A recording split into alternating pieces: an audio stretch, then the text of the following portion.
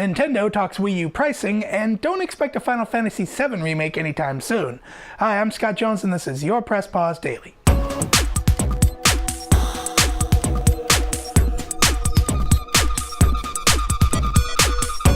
At this year's E3, Nintendo talked quite a bit about their new home console, which will be making its way to customers before the end of the year.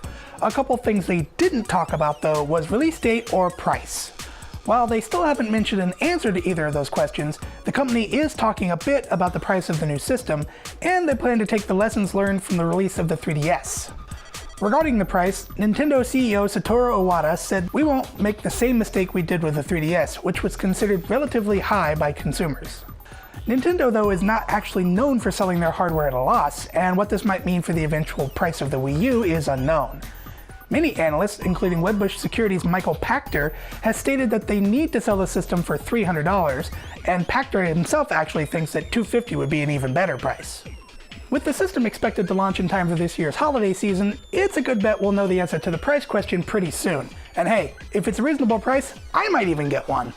Final Fantasy VII is probably the most beloved game in the franchise, and fans have been pushing for a remake of the game for years. Well, don't hold your breath about seeing it anytime soon. Square Enix CEO Yoichi Wada was asked again about the possibility of a remake, and he had a fairly definitive answer. His answer was that if they released a Final Fantasy VII remake now, it would mean the series itself was over and done. They know they set a pretty hard benchmark, and they believe that until they've made a game that surpasses that benchmark, it would be better to place their efforts to try to actually achieve that. That being said, it's not like the company doesn't have things to keep it busy.